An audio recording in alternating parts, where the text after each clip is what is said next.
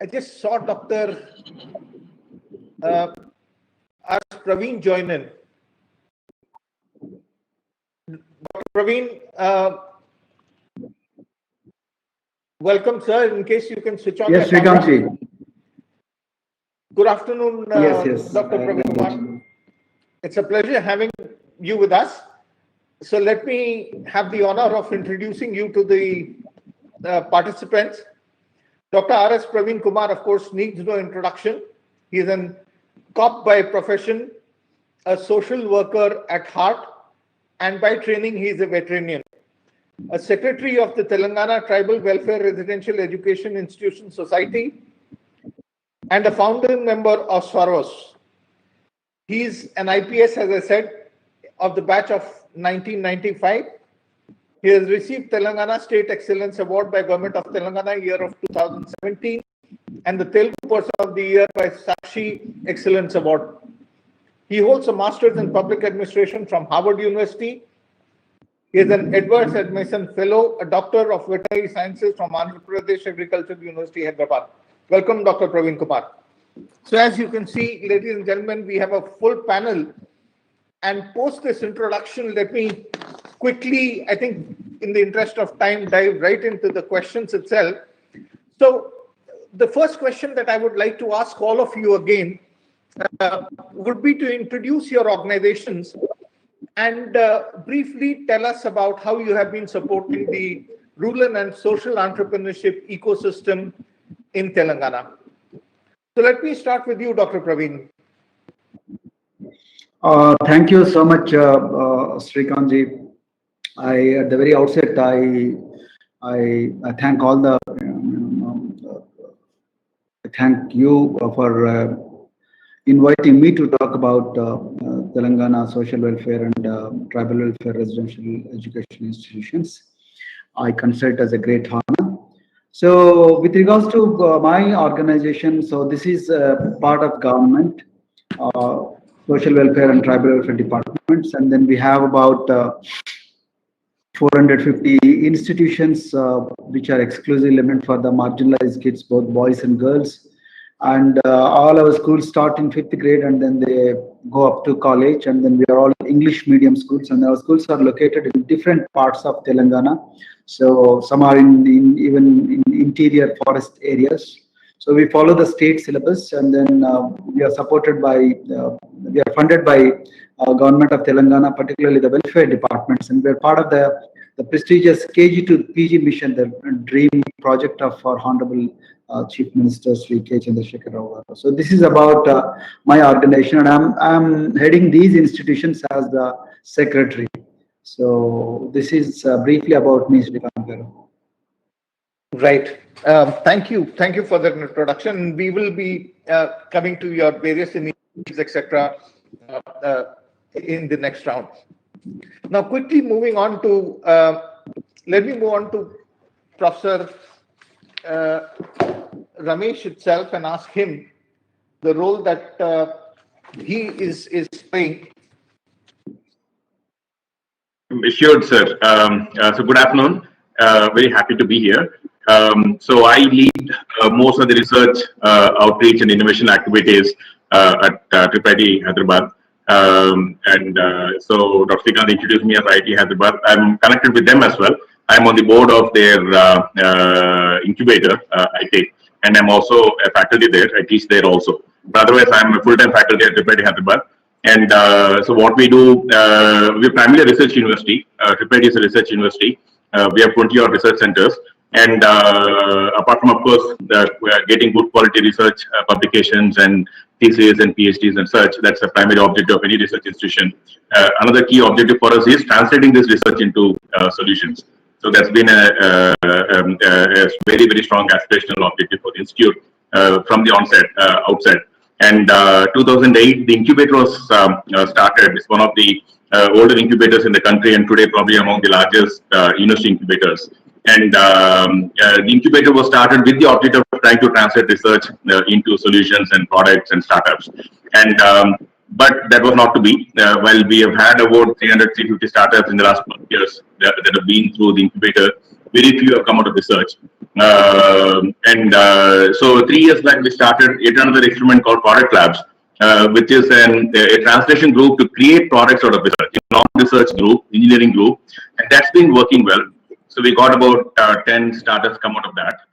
And we in incubator itself, like we focus on we have the main incubator, which is the deep tech incubator. We also have a med tech incubator and a social incubator. So at some level, I think creating startups itself is a social activity, if you will, because startups don't have seeding of startups. Seeding of startups is something that doesn't happen that easily, which is one of the reasons that even CSR funding is available for incubators.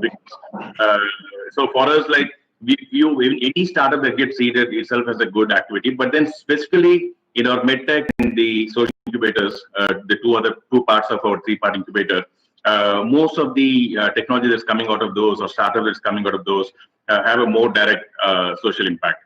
So we've tried some specific domains as well. We tried to work on agri with Manage to do some agri cohorts. We've got few cohorts, but hasn't happened as well as we had hoped.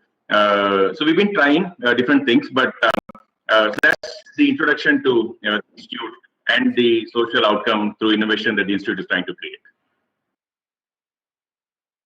Wonderful. Thank you very much. Moving on to now, let me go to Professor Rajit Rangnekar and about, or I believe he's having some problems. So let me move on to you, Shailesh Garu, in case you can help tell us about your organization and the role it is playing. Yeah, good evening, everyone. Good evening to the panelists and good evening to the participants of this one series of the task Telangana Academy of Skill and Knowledge. In fact, TSAT is the broadcast organization or broadcast agency. So we are not there directly into any kind of bringing in the entrepreneurs or the innovators. But yes, we have a major role to play. In fact, in inspiring the entrepreneurs or would-be entrepreneurs and the innovators who have already done some kind of innovations and take that message across to the others so that they get inspired by the success stories of some of the innovators and entrepreneurs that reach them. In fact, we run a series of programs on student scientists. We call them student scientists. So we showcase the small kind of innovations that these children in schools have done, so that the other students who watch these programs in their schools or at their homes on television get inspired and think that, okay, yes, we can also do something. We can also try to do something. And we broadcast some success stories of women entrepreneurs who like stand out to be the inspiration to others, other people who are into business or who want to be entrepreneurs by themselves. Yes, Shrikantji.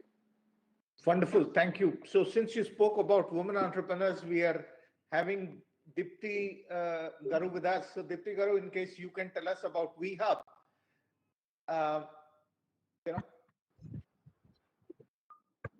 Yeah, Dipti, you'll need to unmute yourself.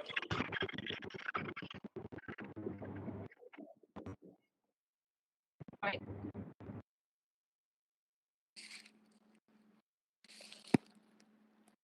Dipti, you'll have to unmute yourself, I think.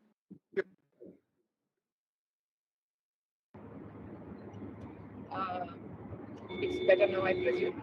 Yes, it is. Apologies, I'm traveling on the ORR, so apologies on that. Good afternoon, Praveen sir. Good afternoon, Professor Rangnekar, Ravi, Shailesh, Shrikant, and Ramesh. Hello to all. I had an initiative for the government of Telangana called as WeHub.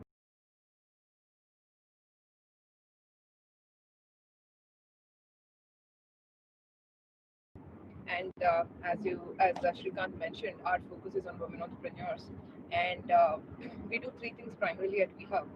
First is the urban tech-enabled entrepreneurship that all of us know. When you think of startups, your mindset automatically goes towards urban and tech-enabled startups. So we do pre-incubation and incubation programs there. And the second thing that we work on extensively is impact entrepreneurship. which means it covers rural, social, and also some non-governmental, NGO-related, not-for-profit entrepreneurship as well. And one of the unique things that we do at WeHub is that we don't do scouting programs in Hyderabad and expect rural entrepreneurs to come to us. So one of the unique things that we do at WeHub is that we actually travel to every district in Telangana and we create district-wise cohorts and do incubation as a localized thing. The third thing that we work on extensively is also in terms of the impact entrepreneurship and social innovation. What that means is that a lot of times we think of social innovation as something that we try to fit into the global practices. One of the things that we are trying to do is make sure that we travel a lot in our own state, including tribal areas, and make sure that we can translate the wonderful work that is being done by them, support the entrepreneur or the innovator in their local circumstances, and scale it up to the startup, and which will eventually as these different kinds of entrepreneurial activities is because so far entrepreneurship, social impact entrepreneurship has become a very city thing. So we want to make sure that we take it to the grassroots. And when I say grassroots, we literally travel to every part of the state, and that's one thing. The second thing that we do also is in terms of student entrepreneurship. So we work with several schools and colleges, more girls and young women to take part in STEAM activities, which is science, technology, engineering, arts, and maths. So we work with corporates on enabling that. Number three activity that we do is also we make sure that we work on enabling more women to come back to the workforce. So one of the big thing that many of you reasons women are not in an equal percentage of the workforce, and that applies to entrepreneurial ecosystems as well. So we are also working with corporates such as VMware and Amazon to bring. I think we lost. We are lost. Hello.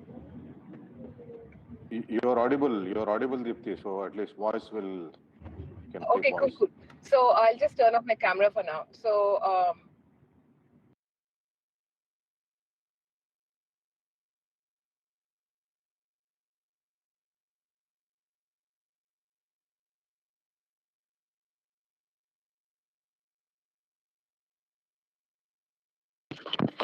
Shrikant, sir, you're muted.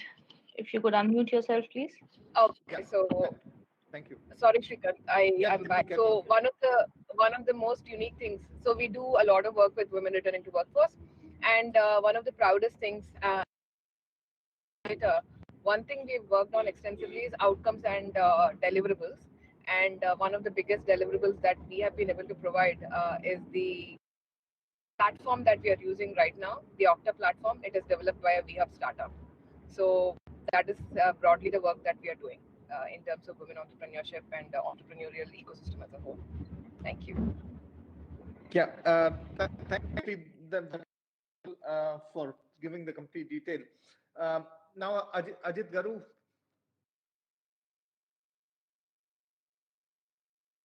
Hi, Srikant. Sorry, I've been having some trouble with the technology, so I've been in and out. My apologies. Good afternoon to everyone, all my fellow partners, and to all of those who have joined here. We in Rich focus on areas like food and agriculture, health and life sciences, sustainability, and smart manufacturing. All of these are obviously big areas for social entrepreneurship. So we work with social entrepreneurs and link them to research and academic institutions, especially, and to government to help them solve big problems.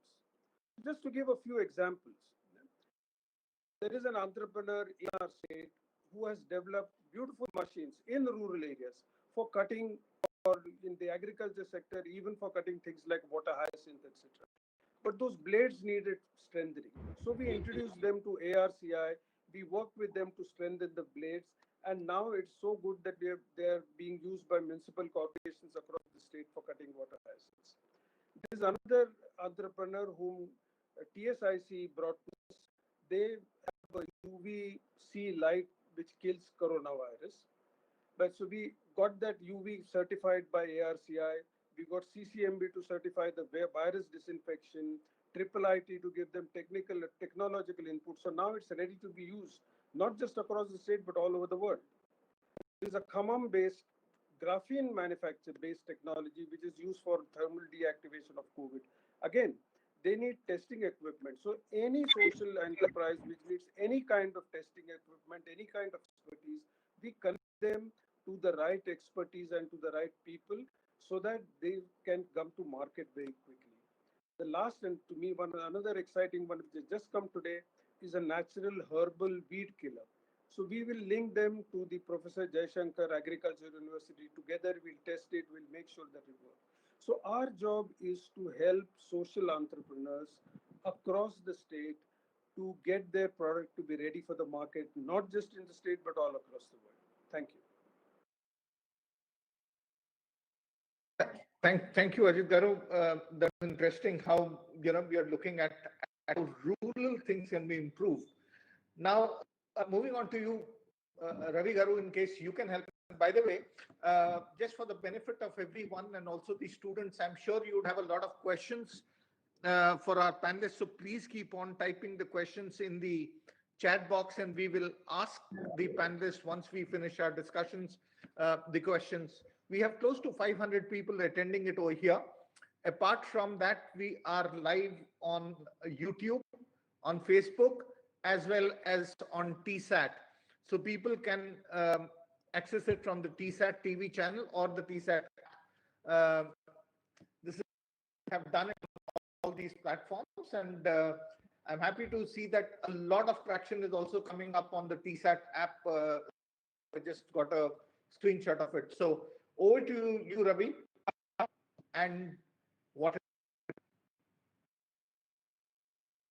Thank you, Shrikant Garu. Good afternoon to all my esteemed panelists, and good afternoon to all the young students listening to us, the future of Telangana, future of India.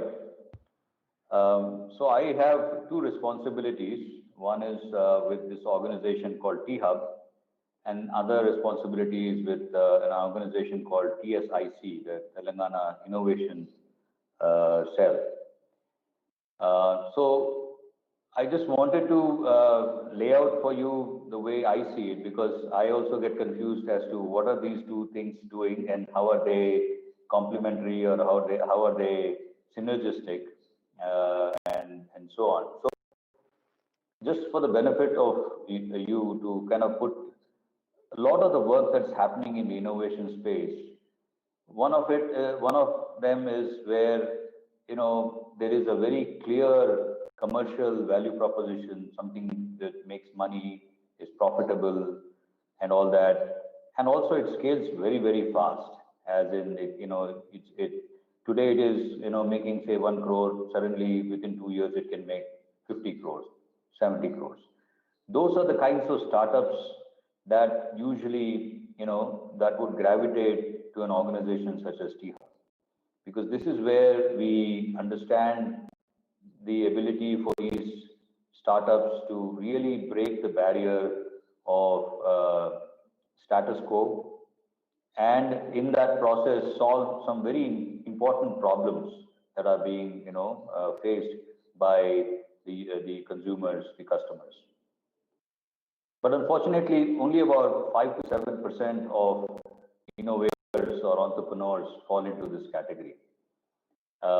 Now, there is another segment which doesn't scale very fast, but definitely is very profitable, is probably the pillar of innovation that is happening in innovation and industry that's happening in India and also in Telangana, which is the MSME sector, which is where the industrialists, a lot of the factories and others that you would have seen, that falls into that space. And that constitutes anywhere between 30 to 35% of all the organizations that are in this space. They're also entrepreneurs, they're also innovators, but they're not necessarily the ones that grow extremely fast and are therefore called by this very sexy term called startups. So that is the second segment. Then let me just jump to the fourth segment, which is basically the space where a lot of innovation happens, but that is usually funded and supported by government organizations so that they can continue to provide public goods and create products and services in that space, which is anywhere from 20 to 25% of the kinds of challenges that we are trying to solve. So what that leaves for us open is a very, very wide sector of about 30 to 35%, which is not necessarily addressed by a very clear cut commercial terms, or the fact that okay, it's never going to be a commercially viable thing, therefore the government has to step in. Now, how do you really solve these problems? And this is where I think the opportunities for grassroots innovators, for social innovators come in. I think this is a huge opportunity. It's something that people have not gravitated to because they feel that there are other commercial activities that they should get into, and they should not get into any of that right away. And therefore, it is underserved to a large extent. There are lots of grassroots innovators in the state of Telangana and elsewhere. There are lots of social innovators, rural innovators, and so on and so forth. The ability for us to first of all find them, source these innovators, bring them into the radar, and then start nurturing them to the next level, giving them the wherewithal to really make this into something much more than a project that may have started out as a project or a hobby for them, to actually make it something much more viable, and therefore create the business around it, give the right help, because a lot of things already exist. It doesn't necessarily mean that you need to figure out as a social innovator or a grassroots innovator from scratch. That's what a task would do, and so on. So this is where TSIC plays a role in this particular segment, in providing the ability to find those innovators, nurture them, and help them scale. Not scale from the standpoint of just how do you do more of what you have done so well, but also how do you really impact many, many more people than what you have done in the early days. So all of these things fall under the ambit of TSIC, and one of the new initiatives that we have is to actually find a pathway for you to not just scale to some extent, but also find the right funding so that you can continue to grow, and therefore either become an MSME or become a startup that can actually go and create an impact at the national level, maybe even international level. So all of this scalability, sustainability is an integral part of the work that TSIC does. So once again, so there are 4 segments which startups are about, which is where T-Hub plays its role.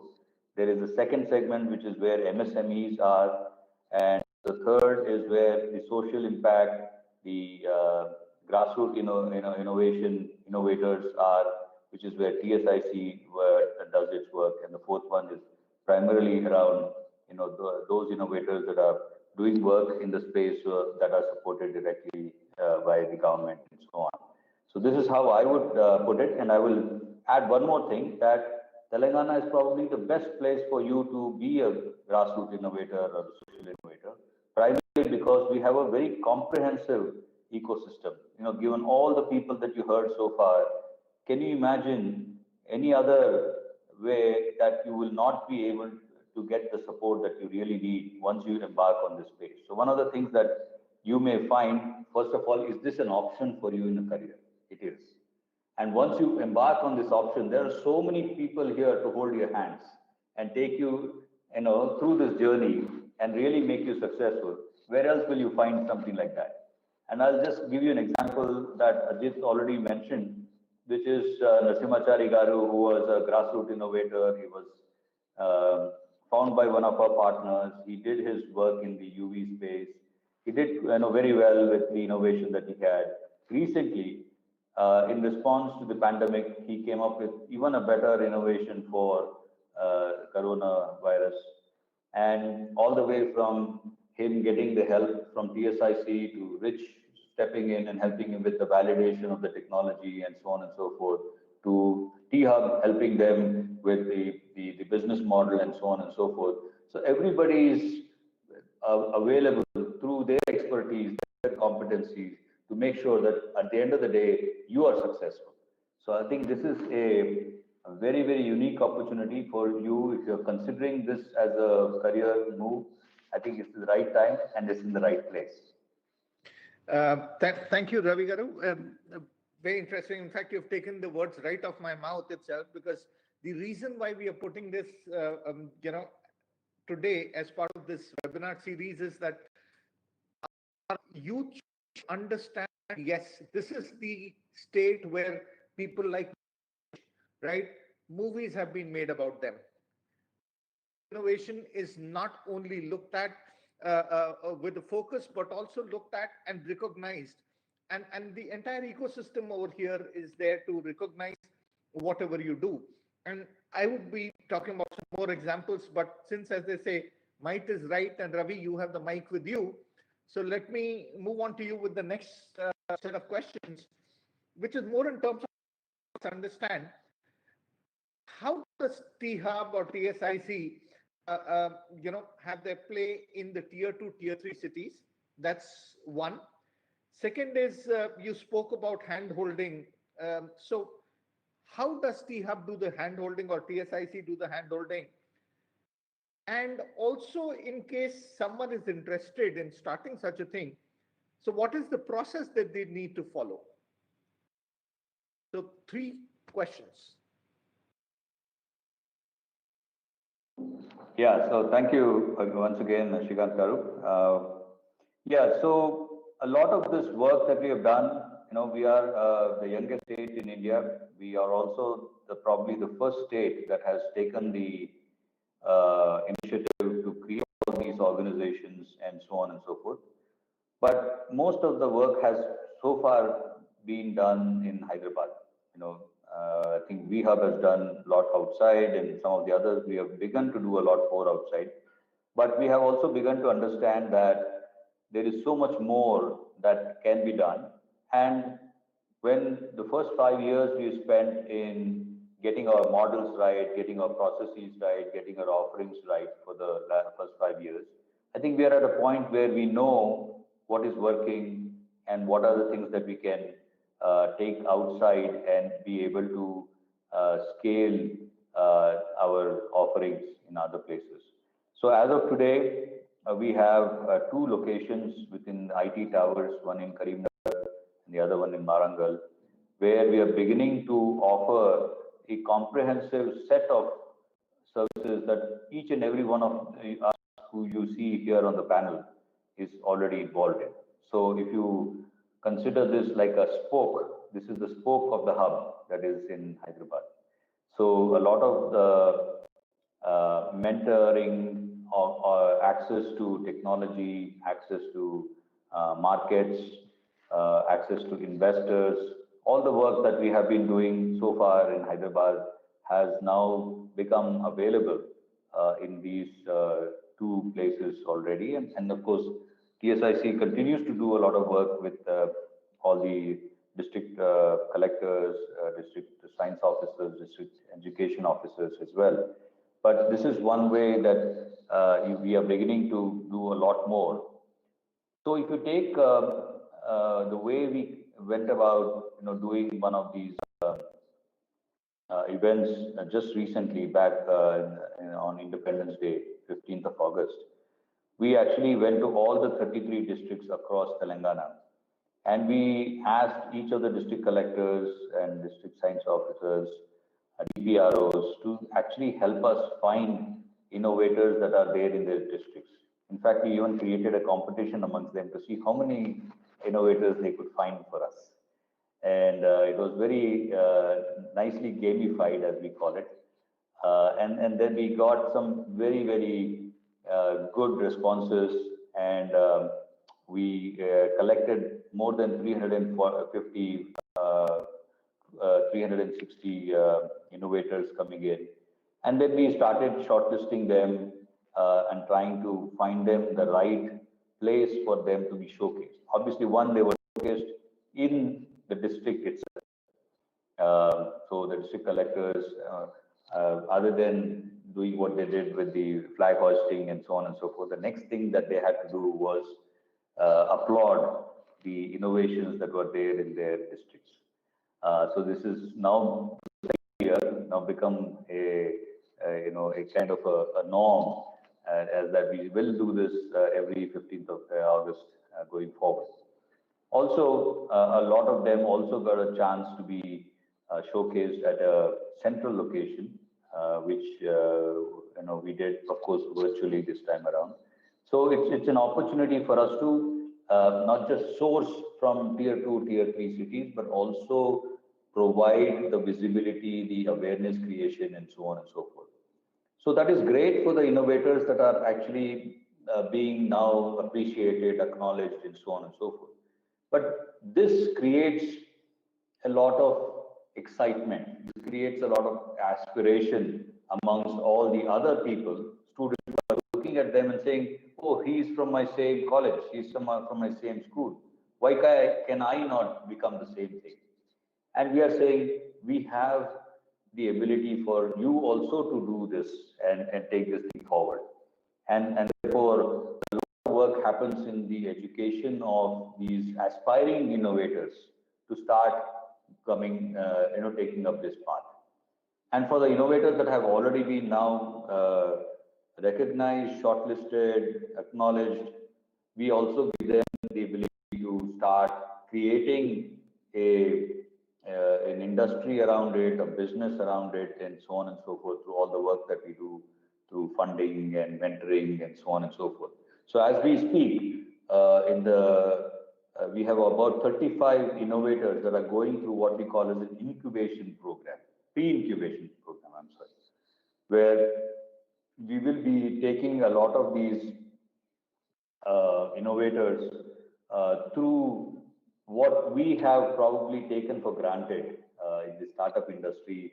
What is a business model? How do you go about creating a product?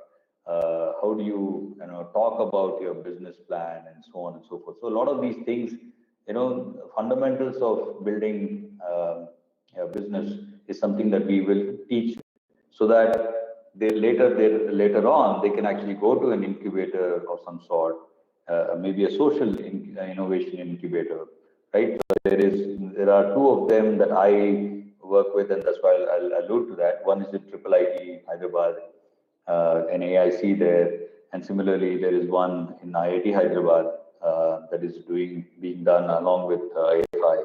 So a lot of this is already happening. So before you get to that place, there is some level of preparation that we have to do, and that's what TSIC is helping making that happen. And then when we talk about the hand-holding part, we talked about mentoring to some extent. There is a dedicated set of mentors for these kinds of things. But also, there are lots of grants that are being offered for various different agencies. And you would think that when there is somebody that is offering money, that there will be a huge demand for that money. Interestingly, most of these grants do not get fully taken up, because one, people don't know that these things exist. They don't know how to write the right application so that they can avail of these opportunities and so on and so forth. So there is something called a funding desk that will help them, first of all, identify which of these grants are most suitable for this kind of an innovation and how to write the application. A lot of times what happens, and I have done this myself as an engineer, I get very excited by my own technology. And I am talking about only the technology part. But people on the other side don't want to hear so much about it. Yes, it's interesting. I also want to know, how am I going to use the money? What does it, how does it really create value for the, the business and so on and so forth? That's what they're interested in.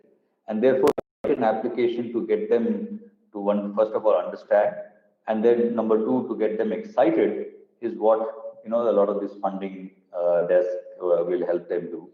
And of course, making sure that you are getting access to more and more markets. So if you think that you have done extremely well in your district, obviously Telangana is a larger market that you should be getting to. And if you think Telangana has now been addressed to a large extent, how do you increase, offer a much larger opportunity in India as a whole, right? So market access is another thing that, the work that TSIC does. And then, so these are the kinds of offerings that we have for all of you who are looking to, go down this path. My message to you is, I think you have a lot of things that have been set in place for you. And if you are ready, then we are ready too. Thank you. Great. Thank you very much. You're absolutely right. When someone is technology, they say, I've got this brilliant technology with me. I've got all the bells and whistles with me. Everything is there. Now, only thing is I need to go and look out for a problem for which this can be a solution, not the other way around. And that is where, I saw a student from Telangana, a girl student from Telangana, who had come up with a lemon sorter, and all she did is tie 2 sticks on one end and keep it on a slight height, and had 2 utensils kept at different places, and all she was doing was roll that lemon down, and automatically through gravity, wherever the size was bigger, it would fall down. And that is what rural innovation is all about. So, Dr. Praveen Kumar, if I could request you to come on the screen now, sir. And if you could help us understand Tabla Hub, it's a very, very unique initiative that you have started. If you could help us, understand how is it playing a very, very key role that it's doing in this state, and how is it helping the youth in the state of Telangana? Also with that, if you could help us understand, how this scheme itself has changed the mindset of the rural youth in Telangana. Over to you, sir. Yeah, thank you. Thank you very much again. See, we have about 2.1 lakh students who study in our schools and colleges. So they stay with us for 220 days. So in a sense, we have a captive audience with us for 220 days away from their traumatic and dampening ecosystems. I'm very sorry to say this, but this is a fact. But the parents, they are very aspirational, so are the students, and they don't know what to do. Now, I just heard Raviji talking about innovation.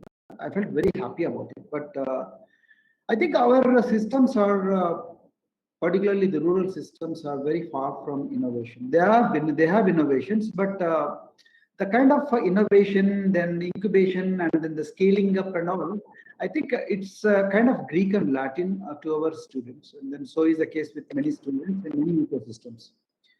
So what we thought was, as such, government of Telangana allots a budget, and then with the budget, we procure so many things in our schools, right from salt to, sanitary napkin, and then vegetables, and, biscuits. Then you have rice, and then you have everything. You have shoes, so you have uniforms and whatnot. They procure everything what is required for a household. So ours is a larger household. Say with instead of 4 members, we have 10,000 members. So that's a huge demand, and then it requires a lot of supply chain management as well. So what used to happen earlier was, even today as we speak here, what is happening now is most of the students, they are so deeply impacted by the so-called corporate schools, and then there is only mathematics, physics, and chemistry stream, and then on the other hand you have biology, physics, and chemistry stream, and then once you do in +2, So once you are done with your +2, that is MPC or BPC or CEC, very few people are taking commerce, economics, and civics. That's again a very sad statement to make at this juncture. So in most of the schools, so they complete their 10th grade, the 12th grade, then they join the degree colleges. So degree colleges come under various universities, and again you have same BJC, that is biology, and then chemistry. Then you have botany, zoology, and chemistry. Then you have mathematics, physics, and chemistry, and then you have a few other streams like computer sciences and then statistics. Then if you ask any student, what is your aspiration or what is your goal, then most of the students would say, no, I would like to prepare for Group 4 or Group 3 or Group 2 or Group 1 government jobs. Or a few people who have a heightened awareness, they would say, I would like to become an IAS officer, IPS officer. So for that, I need to have coaching center in Ashok Nagar or Dilship Nagar, or I want to go to Delhi, Wajiram, and Ravi, which are the coaching factories of India. So these are the places they would like to go, and then after 2 to 3 years of hard work, they might, one in probably 1,000 might end up as a civil services officer or government Group 1 service officers. And as such, you have some teacher posts, and then as such, you have some police department keeps on advertising for a post. So, but for every one post, I'm being very conservative, and then I'm making a very sweeping generalization. Maybe more than 10,000, 15,000 candidates, are preparing. I don't know how many write, but they're just preparing. So last week we advertised, like last month we advertised for about 51 posts, 59 posts. The posts are like a laboratory assistant, laboratory technician, or attender, or so on and so forth. And lo and behold, we have about 45,000 applicants, and they're just outsourcing the job. So, and most of them are 90% of them are graduates. So in other words, what I'm trying to tell you is there is a mismatch between what we are teaching in the colleges, what children are learning in the colleges, and what is there outside the college, what is there in store outside the college. So to cut it short, to short circuit the entire process, and then to change the orbit, what we did was, instead of earlier all these supplies used to be done by big industrial houses, right? So big industrial houses which have very deep pockets, and then they have very established supply chain management schemes, and then they have a lot of credit support, and they used to supply, and then they the various types of qualities, and then there was no discipline at all in the supplies. On the other hand, my children being poor, and then they have any understanding about the entrepreneurship, etc., etc. So they were just ended up as a glorified consumers, but not the producers. Till now, I have not spoken about innovation. So what we thought, why can't we make these kids the entrepreneurs, and then why can't we use our own ecosystem and then make them get used to something called business? So you start enterprise, you pass out from the college, then you start enterprise, be it Adilabad, be it Karimnagar, be it interior forest of Warangal, Muluk district. So you create your own ecosystem, you create your own enterprise, you register with register a company, or you register with the register of companies or some other organization, and then register yourself with the National Small Scale Industries Corporation, Kendriya Bhandar, or Telangana State Technology Services, TSTS, or some other organization, all government entities, which will handhold you, which will help you to understand what are the requirements of the departments. And then I'm very happy to share with you the students who are passed out and who used to beg for jobs like attender, outsourcing job, or data entry operator, even after having done engineering and all other courses. But today, all those people are earning not less than 20, 25,000, 30,000 rupees per month, or 40,000 rupees per month by working as small-time entrepreneurs. Some of them during COVID, some of the students, including girls, particularly girls, some of them, they stayed back in some of the places, and then they started stitching the masks which we generally use to prevent the COVID-19 infection, and then they have stitched about 1.5 lakh masks in the span of 21 days. So that's a huge ecosystem. Like, there's huge opportunity. Similarly, the fumigation. We needed fumigation because the government said we have to call the students, and then there are so many competitive examinations happening, and then some of our colleges ended up as isolation centers. So we had to fumigate them on a regular basis. Instead of giving it to our top-notch companies, we thought, why can't we train our students and then make them fumigate? So that is one of the ways where we made our students as small-time entrepreneurs. The innovation comes only when you internalize the ethos of business, and when you see the opportunities, and then when you have those when you understand those tips and tricks of entire business thing. And then I'm very happy today. It's so strange coincidence. Today we have signed MOU with another startup in Telangana. That is, I think, Metamorphosis or some other organization. So we signed a the MOU with that startup, wherein we wanted to introduce this entrepreneurship as a curriculum in rural schools. So that's going to go on. Also, I'm very happy to share with you, knows about this. So we have a business for exclusive event. We have about 20,000.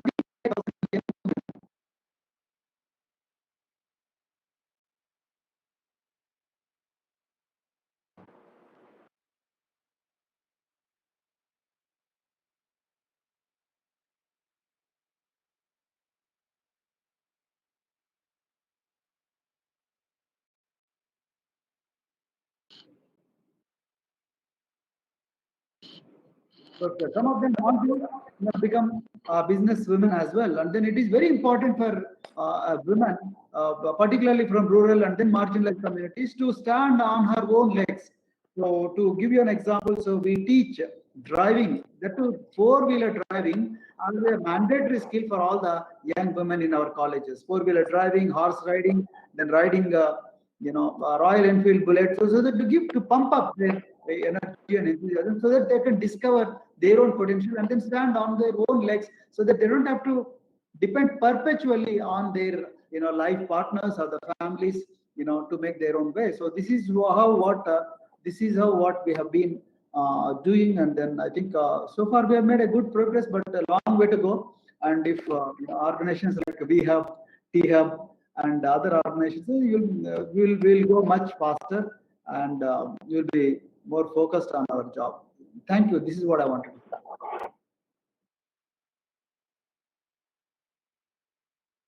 say. Thank you, Dr. Praveen Kumar. That is really, really very, very interesting and insightful as to how you have used your to give opportunities to these people. And it's amazing how people, we probably think that the underserved people are lack the vision, etc. But if I see my previous role when I was the CEO of NASCOM Foundation, we had co-created the digital literacy curriculum, and I have a particular heroine from the streets of Pune, where she used to be selling bhelpuri over a hand cart.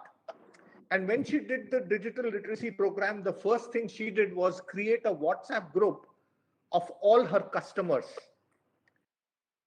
When we meet her, she said that, well, every day everyone will not have bhelpuri. So how can I, because all the hand carts are standing next to me, etc. How can I become the Uber or the aggregator of street food in the streets of Pune? And that was a vision only with WhatsApp. And said, using Google Map, my son, after coming back from school, the orders that I have received on WhatsApp will go and do the delivery. Now, that's the kind of innovation that can happen even at with the bare minimum of technology. And that's where probably, today we need to ensure that innovation in home appliances, innovation in healthcare, in medtech, in education, everything happened. And thank you for sharing your model with us, because I think this is the first time that someone has done kind of innovation to promote entrepreneurship, etc., at a community level. Thank you very much. Professor Rajit, I can see you are back. Yeah, so probably yes, I hope so. Yeah. Prof, so I would like to understand from you, world over, if you look at Sweden or countries, etc., social innovation, rural entrepreneurship is actually shaping the world. So if you could tell us more about that and also help us understand how can this social innovation, rural entrepreneurship help in the last chains, healthcare, education, and what kind of a system exists in Telangana for promoting it? Over to you, Professor Ajit. Thank you, Srikant, and I hope that this time I'll be on the call sufficiently long to be able to answer this question. My apologies. I think something seems to be wrong with my Wi-Fi. So, for decades now, innovation had always focused on the wealthy, the problems of the wealthy, and creating more profits. Right? When the poor were concerned, the poor, whether they were in rural areas or in slums, they really had no access to basic needs like education, health, sanitation, water, etc. And their needs, for the most part, were met by passionate individuals who ran not for profits, NGOs as we used to call them. Right? And that is how it was working. Now, so there were either not for profits which dealt with the poor, and there were for profits which dealt with the issues of rich. This new category of social innovators has come in and is bridging the gap. So the social innovators are solving or are meeting the needs of the poor while making those entities self-sustaining and profitable. And that is a fascinating new change that has happened in the last maybe about 10 years or thereabouts. And a lot of this is due to the use of technology, the availability of a wide variety of technology which can be used very conveniently and very easily. Okay? So when it comes to rural entrepreneurship, in India especially, again, we have seen this for many years now. Anil Gupta has documented this in his Honeybee for years now, that whenever people see a problem, they actually work to find a solution to it. So people in rural areas face many problems, in agriculture. Now, just now, one young person, while I was talking to you, got in touch with me saying that I've got something for weed cutting. And I've linked out to him. Thank you for actually making the connection, Srikant. Really appreciate this. But there are people who do and they have, but they don't know how to approach the bigger market. They don't have access to, either expertise or in some cases equipment and so on and so forth. So how do we help to take their solutions? How do we make them better? How do we make them more efficient and effective? And how do we connect them efficiently to money and markets? I think that is the role that we as a state are playing now, and that all states, I hope, will play, so that social innovation and rural entrepreneurship actually do a huge, big impact in the country. The other question that you asked me is thanks actually to COVID and also concern about the environment. The world around, we are now realizing that centralized supply chain and mass manufacturing is not necessarily the right answer. And we are shifting towards distributed local solutions. So if you look at rural Telangana, for example, already we are developing PHFI, and quite a few startups are developing new, very easy to use medicine apps, which can be used by ASHA workers in the villages. Then there are innovations like Marut drones, for example, the drones, which is supported both by Rich and by T-Hub. How do we reach medicines to remote areas which are not accessible? Again, IIPH is developing a scooter-based person who can go wherever there is an emergency and give immediate medical help. Then there are company startups like Access Livelihood, which are building vast rural cooperatives so that women can get into dairy, poultry, greenhouses, etc. And then there are apps like Kalgudi, which are taking those produce and distributing them locally within the local communities, so that you don't have to rely on external agency and so on. And these are just a few like this, which are. Similarly, now we already have Shailesh Reddy Garu here, and we are already using TV as a great medium for propagating education in the state. And going forward, as the connectivity increases, I'm sure we'll reach even other uses of things. So people are now using very many technology tools so that together we can solve the issues and challenges of the poor. And that combination of rural entrepreneurship and social this is what is really going to make this happen. You asked me a last question about how this whole thing is working, but as Ravi is here and Ravi leads TSIC and TSIC is actually doing much more in this area, I'll actually hand over that answer to Ravi to give, because it's TSIC. I mean, we are all working all different arms, but Ravi already started mentioning about how we are setting up 5 centers and so on. So Ravi, would you like to elaborate a little more on how the state is helping these rural entrepreneurs to really take their products and scale up? Thank you. Thanks, Ajit. I did mention this earlier, but I'll just reiterate some of the points I made. So there are multiple spokes for us where we feel that we can comprehensively provide all the services that we have developed and matured over time. We already are operational in Karimnagar and in Warangal at the moment, and we feel that we can do a lot more as we go along. So we've begun that process of creating those experiences that we can already do right here. But at the same time, there are lots of work that is being done by our, partner organizations such as VHub and so on and so forth. So they will also add to it. But we are working very closely with all the district officials so that we can be available to them. So they are the face to a lot of the work that we do. So if you are able to approach them, and they will be able to call upon us, and then we can mobilize the right resources, services that you can avail of those to really build out your rural and social innovations.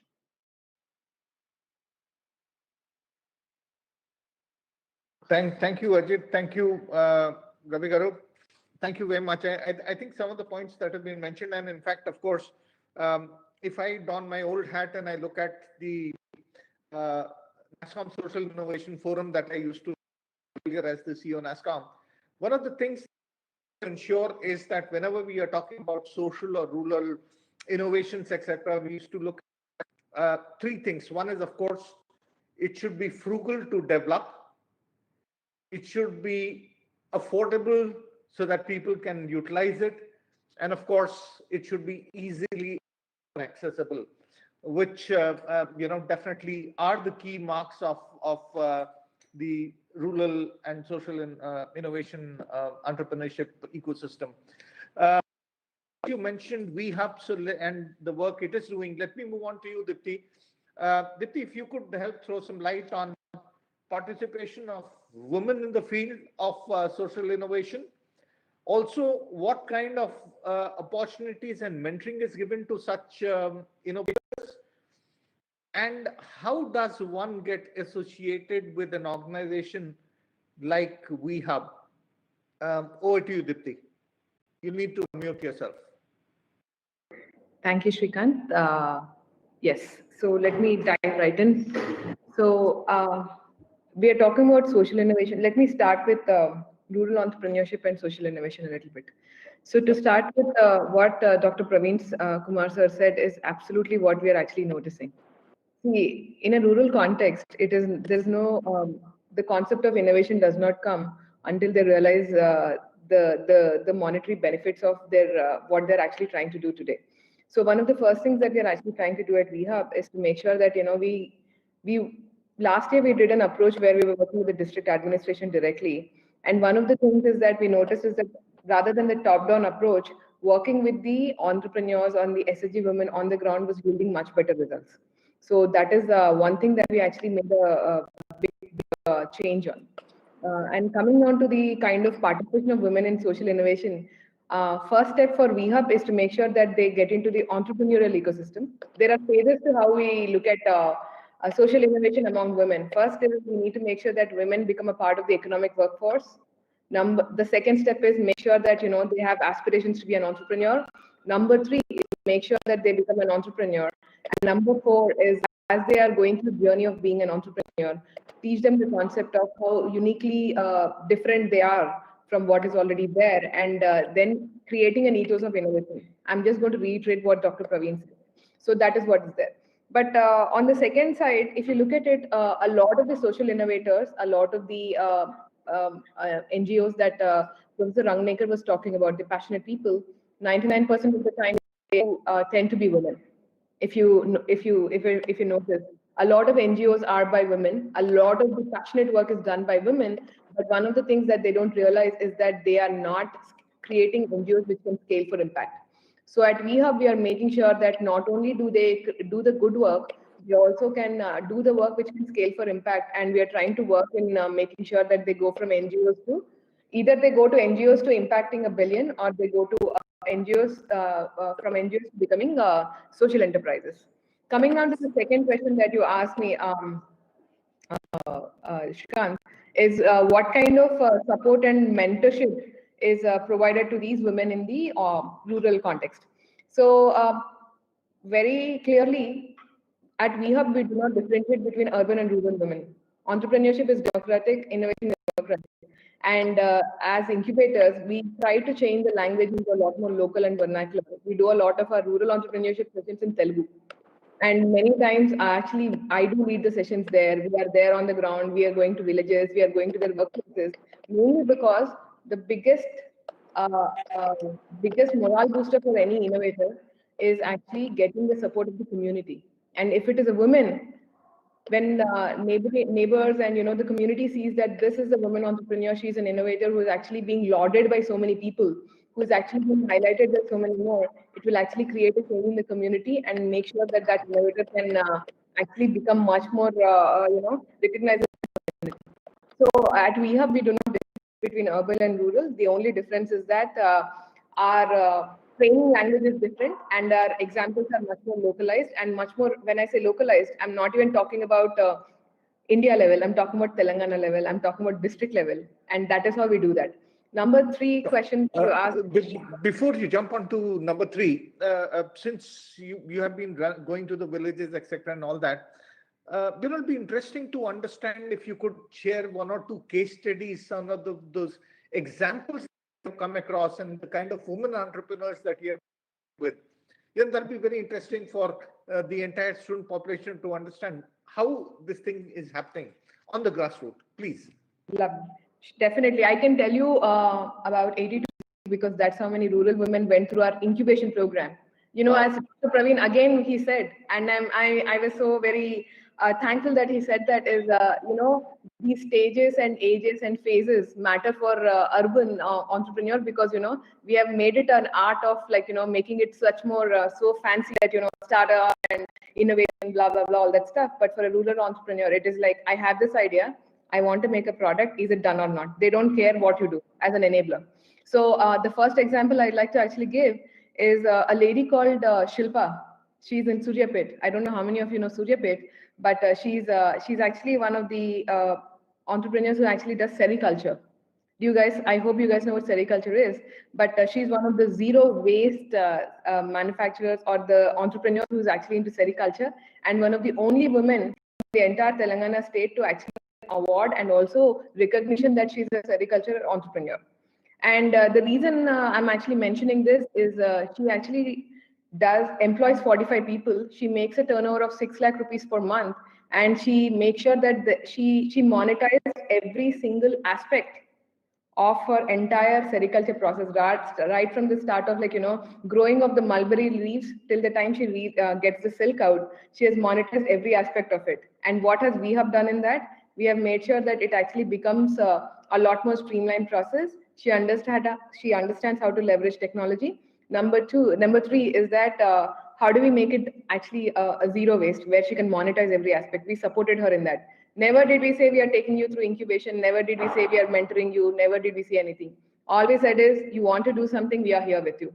So we had a team of 4 people supporting her. That is in Suryapet. She is about 42 years old lady who employs 45 women, by the way. And 6 rupees a month. And this is profit. This is not revenue, this is profit. And the second entrepreneur is a lady called Jayama, who's 57 years old. If you follow VHub on Twitter, you should have seen it. She's 57 years old. She's from a village called Jaklapalli, a cancer survivor. If I did not tell you she's from a rural context, you'll be going wonderful, all right, because she's actually making organic cold pressed food products. So she's making organic cold pressed oils, and what she does today, I mean, when she came to VHub, she just said, I want to grow more. I want to employ more people. She's from Mehboob Nagar, and Sailesh can throw more light on that. One of the poorest districts, the most drought-ridden districts, and one of the districts where the most amount of migrant labor in Dubai and all the Middle East countries are from Mehboob Nagar. And she's a social entrepreneur because the reason she wanted to grow is because she wanted to give more employment to people around. So I don't know if she's an entrepreneur or a social innovator, but today she employs about 14 people. She pays them a fair wage. She has an actual, a bank account for each of these entrepreneurs, each of her employees. What did VHub do for her? We registered her entity. We taught her FSSAI licenses. We taught her how to do business.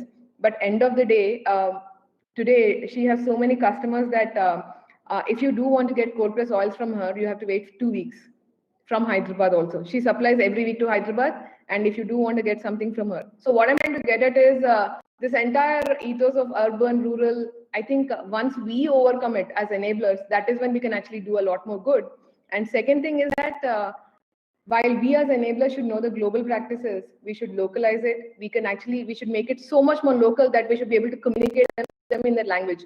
Number three is that there is in the rural and the social entrepreneurship space, if you look at Telangana itself, there is a top-down approach where you go through the district administrations who have been very supportive to us, and then there is a bottoms-up approach where we engage with smaller groups of women. We sit down with them, we talk to them, we understand their problems, and that approach has been much, much better. Number four is that, again, respectfully, we expect them to come to Hyderabad, we expect them to be on par with what we want to do. But our humble thing, a learning that we've had is it's better we get to a level where we can understand what they're trying to do. So that is a learning that we have to do. So these are a few examples that I have, but I can give you a lot more, lot more. We have a lady from Utnur. I don't know how many of you know it. It is a tribal area in Adilabad. And there's a lady, she's a tribal lady. She does not even speak to us. She just like gestures because she's very shy to speak. She makes the most amazing dokra art, and she's part of our incubation program. So what we are doing with her is she'll actually be, pretty soon she'll be selling on Pepperfry and Urban Ladder. Again, this is not something fancy, right? This is work. That is why we are all here. I mean, Ravi is here, Ramesh is here, we are all here. So anyway, so the last question before I overshoot my time. What is the process for somebody interested to contact VHub? Very simple. We have a phone number, and a person mans that phone number 24/7, and we will share that phone number in the chat box. And the second way is to write an email to us. It is info@vhub. And number three is that we will come visit you if you're from a village or a district. Otherwise, you just give us a call and we are there. So we are that easy to approach. No fancy stuff. Wonderful. Thank you. Thanks also for sharing all those wonderful stories and, basic stories. And that's where probably I'd like to come to you, Professor Ramesh Loganathan next. In terms of normally whenever we talk about, especially from a urban context or a city context, it's always technology, innovation, technology, entrepreneurship, and so on and so forth. So two questions. One is, of course, the importance of the entire rural and social entrepreneurship post-COVID. If you could throw some light on that, since you're working in the social incubation space, and also how can we rethink, reevaluate this entire system, post-COVID-19, as well as how does emerging technologies play a key part? Of course, we don't want them to become programmers, etc., but how can they leverage that, and how can it be made easy? Because I was just mentioning to the panelists, and probably you would have also heard at the time, how digital literacy really changed things, where a WhatsApp group was being used for becoming an aggregator of street food in Pune, that kind of thing. So probably if you could throw some light and also help us understand in your social incubation center, what kind of projects are going on right now, or what have happened. If you could also throw some stories like Dipti did. You're muted. Then may I just add one point before I'm sorry, Professor Ramesh. One small point I wanted to add. Apologies. And when I mentioned these stories, I'm happy to share that during the COVID time, none of them actually shut down. And out of the 82 rural enterprises, all of them are still going on. And even better, all of them actually made more money because they were also making masks on the side. They made about 5 rupees each during the time the COVID was happening because of the avenues for making masks and doing PPEs as well. So that is the strength of the rural entrepreneurship and innovation ecosystem. It is up to us to localize and learn more. Thank you. I'm sorry to interrupt, Professor. Sorry, Professor, please carry on. So, no problem, Dipti. No, that's a good point. No, so I was, so for us, like, I mean, even when we look at our social incubator, which is a Niti Aayog funded AIC, we're looking at technology that can create social impact. And they're also startups. I mean, like, we do work with some NGOs, but most of them are startups themselves. And they have for-profit model, though there's a social impact that's strongly associated to it. So we look at anybody that can look at, I mean, if the work they're doing can move the needle on any of the UN SDG goals, we consider them as a social startup. Now, so a lot of the work we do, I mean, like, if somebody comes to IIIT, clearly, while we are happy to help, especially in our social incubator, while we are happy to help others as well, I mean, non-tech, but mostly if they come to IIIT, they would come to us because they're a tech startup. I mean, that's kind of what we're known for, and that's what we can also actually bring some very tangible help.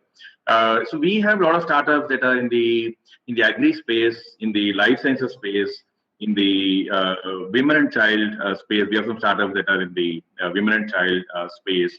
In fact, we recently funded through a social funding support, CSR support, a startup that's in the mother and child. In fact, we have two startups. One got funded 25 lakhs for what they're building. It's about like through an app, so where like you can, most of it is non-urban.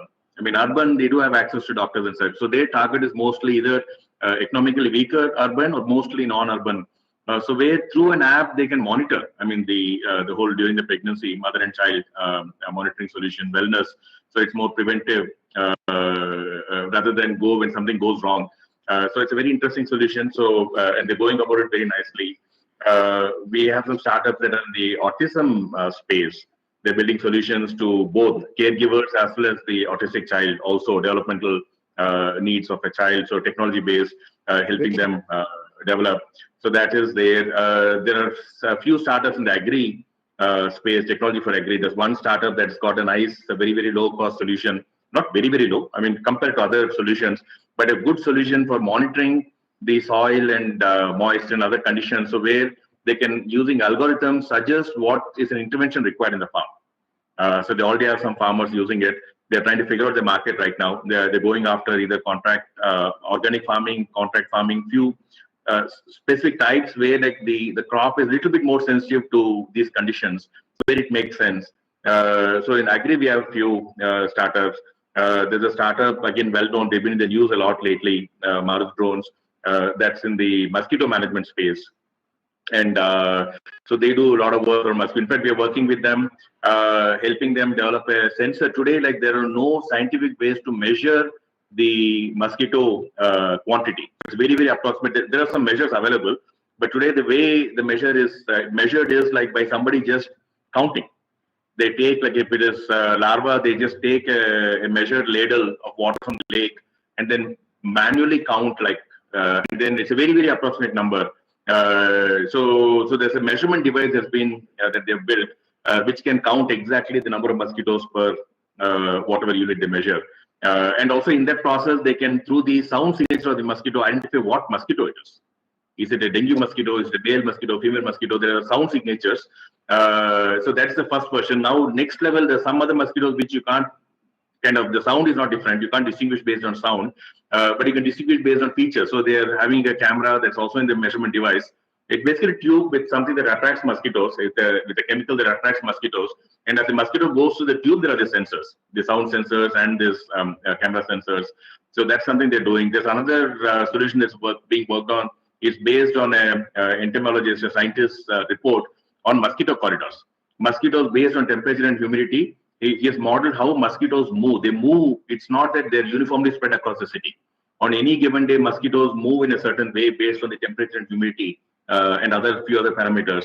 And so we're trying to model that. We have a large project that's happening right now with low-cost pollution sensors, trying to model the pollution across the city, like low-cost sensors, and then there's both spatial and temporal prediction, where at any given point you can measure the app will tell you exactly what the pollution there is at this point.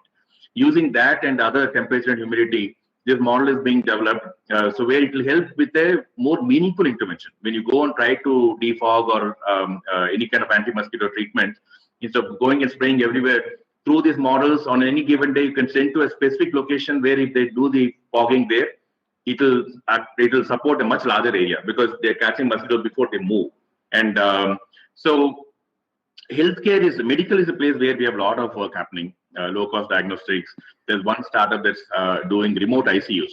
So where like the reality of the situation is like equipment is easy to get. So you can set up a small hospital, can set up ICU beds, and with all the right equipment.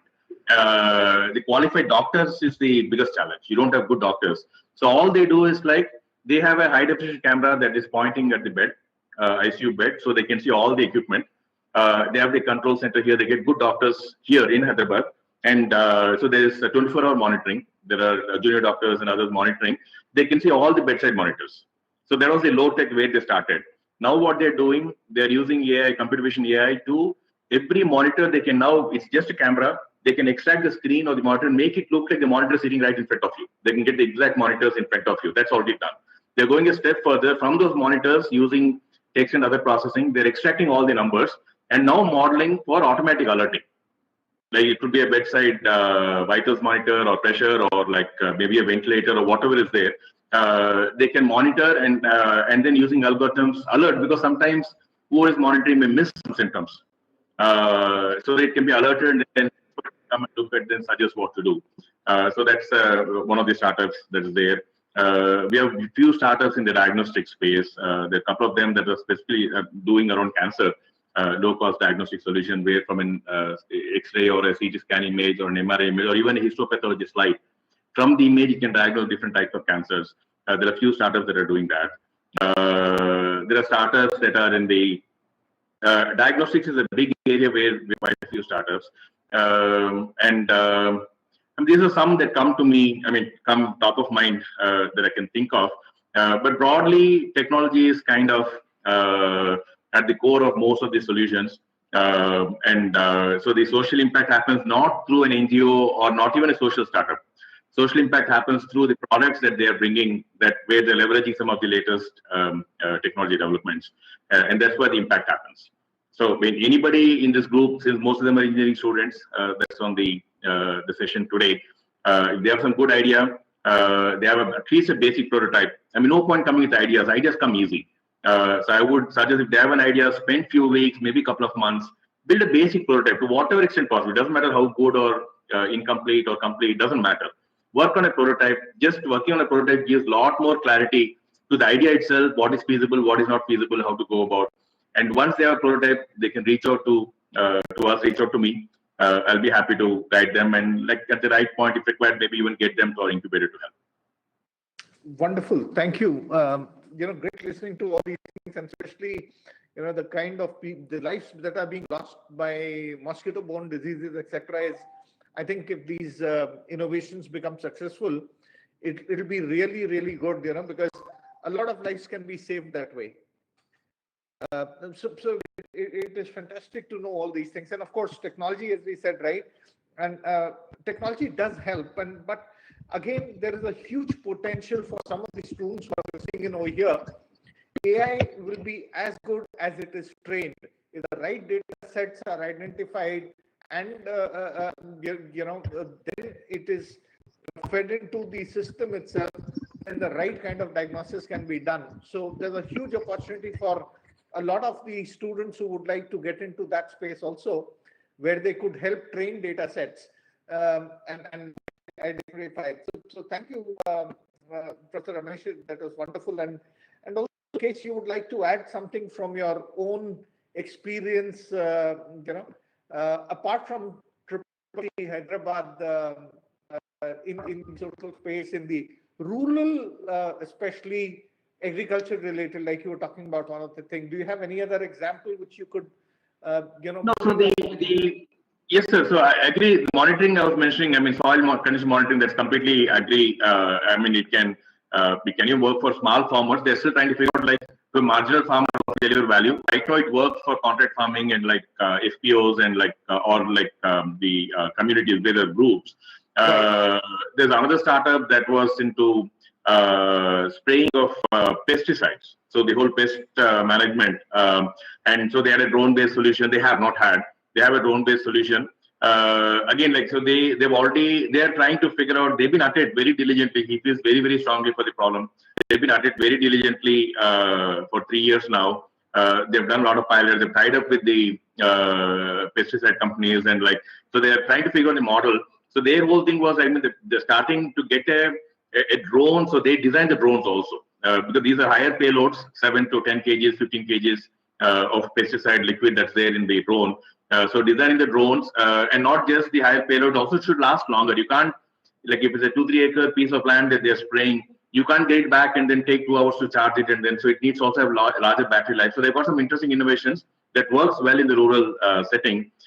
They also wanted to use computer vision to say like targeted spraying. Like it's not like in a piece of land that all the crop area has the same infestation. So some places it's more, some places it's less. So using computer vision camera on the drone, identify where the infestation is more, and then accordingly go and spray. Not just spray on the whole field uniformly. So that is one. There's another startup which is a robotic startup that is into an agricultural robot. It can go on a field. It's a small footprint. It can work. It can't work on things like rice crop, but a lot of other crops where there's only like say 1 feet or 1.5 feet in between the rows of plantation.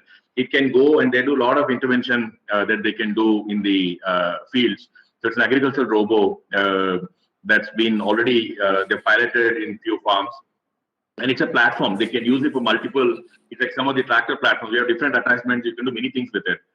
That's a similar concept here. So it's a platform where they can get different attachments to do different things. So that is one. So there are a few more like this, sir, in the agri space.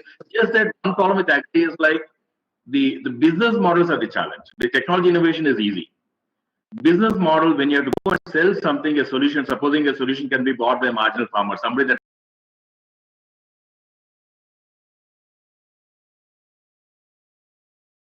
has half acre, 1 acre, 2 acre piece of land, or even something more than that. If you need 4 5 acres, they be like any village might have at least tens, in some villages maybe hundreds or few hundreds of these.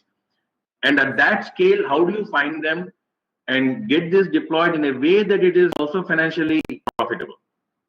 Now, most agri innovations fumble and fail because they don't have a good model in terms of taking it to the last mile in a way. So that's where the challenges are. Most startups face, not in technology innovation, as hard as it is, that is at some level an easier problem than trying to figure out the operating model and the financial model to take it in a way that is profitable and take to a large number of farmers. That's where they struggle. Interesting, very interesting. So essentially what you're saying is that, yes, of course, there are technology and probably, wearing my old hat, as I said earlier, if we look at 3 aspects, I think these people would be able to do that. One is it should be frugal to develop, affordable to purchase, and accessibly easily for anyone to get a hold of it. And probably that's where the whole thing is. But yeah, you're right. Access to test beds, access to technology, access to markets is where probably we have T-Hub and the other ecosystem is playing a huge part. Moving on to you, Salesh Reddy Garu, you are though you directly don't deal with the rural innovation, etc. But as you said, you help people understand, what others are doing and welcome them to replicate it. So in case you can help us understand, how does your organization support innovation and entrepreneurship, especially for people in this area, your reach, etc. If you could talk about that also, understand that how do you promote existing of future rural and social entrepreneurs in reaching scale? Because as Ramesh Karu also mentioned, that one of the limitation is the reach, and that is what you're able to provide. So over to you, Ramesh Karu. Thank you, Srikanji. In fact, the entire panel is bang on in identifying as to where the innovators are and where the potential entrepreneurs are. It is in the rural places, it is in the villages, and we have to go to the villages to identify the right innovators and to identify the future entrepreneurs. In fact, Dr. R.S. Praveen Kumar was bang on when he said that it is the rural places in fact, I think Ajit ji also was of the same view. In fact, a lot of problems are there on the rural side, and wherever there are problems, the scope for innovation is high. In fact, I remember watching an advertisement of Vodafone Idea during this series after their relaunch, where a girl provides a solution on how to improvise the scarecrow her father has in her farms. So where the problems are, there we have a solution. There we need innovation. So in fact, Dipti has mentioned about a lady, a 57-year-old lady. In fact, I come from Mahbub Nagar, and that lady's village is next to my village, a few kilometers from my village. So I have seen. In fact, I have also become one of her consumer. I did not knew about her before she came to VHub. In fact, even though she is next to my village, I did not know her existence. I came to know only her through VHub. So this is how the communication happens. In fact, people are not aware what's happening in the next village when it comes to the space of entrepreneurship and innovation. So this is where we come. In fact, we have a captive audience. We can say, of course, when schools begin, we can call them the captive audience. We reach about 5,000 schools in Telangana, and we broadcast classes to those students every day. So our channel is seen by 90% of the students who are going to government schools, government education institutions, and government residential education institutions. In fact, institutions managed by Dr. R.S. Praveen Kumar. So we have such a huge potential young captive audience whom we can ignite. In fact, innovation is not a great deal. Many rural innovators have come up with the idea, and many might be having those ideas, but the kind of ignition that has to happen is not happening, because in the rural areas, if we speak in terms of innovation, social entrepreneurship, all this terminology, like Praveen Kumar said, it's Greek and Latin to them. It's not just Greek and Latin to them. It's like stories for them when they listen to these words. So they think that all these things are not for us. All these things are the people who stay in cities like Hyderabad. So they are scared of putting forth their ideas. They are scared of bringing into the public domain. So here we step in. We as the, in fact, we have been doing it with the students, and probably after discussing with you and JSG, who is the Vice Chancellor of Jawaharlal Nehru Technological University, we can scale it up to the higher level of innovators also. In fact, we have a series of programs that were suggested to us by TSIC on the student innovator or a student scientist. So whatever students who have approached the TSIC with their innovations, they directed them to us. So we made them into a small capsules and broadcast continuously on our channel, so that similar ideas, if anyone has similar ideas that a student has, he can think that, okay, when somebody in some school can do it, then why can't I present my idea? So let's go and present my idea. So this is how we ignite the minds, ignite the young minds studying in schools who have ideas but who are not, who are not confident enough to come in front to approach their teachers or approach the organizations like TSIC or approach the organizations like VHub or THub. So this is where we try to shape the minds of the young by igniting their minds on on innovations. Srikanji.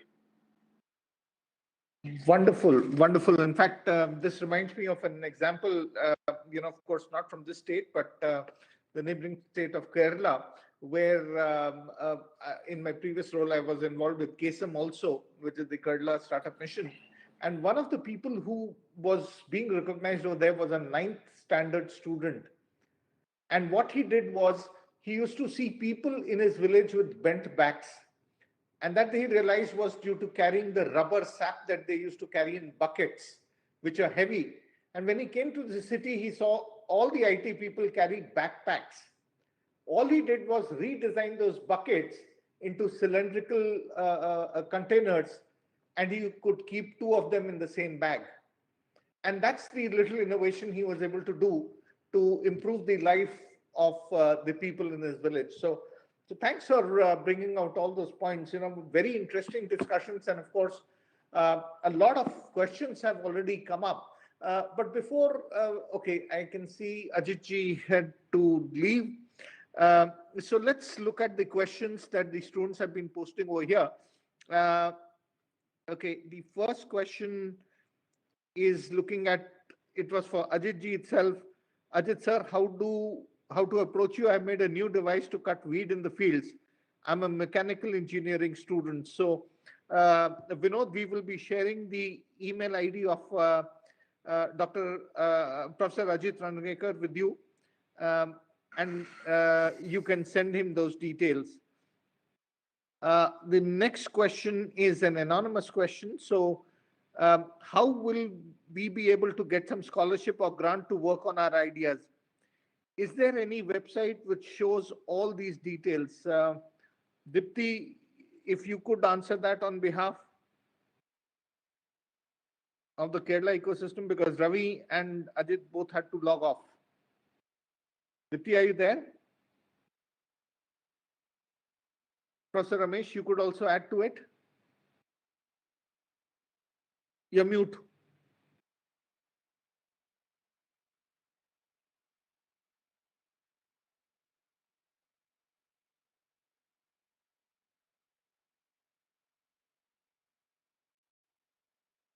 Ramesh?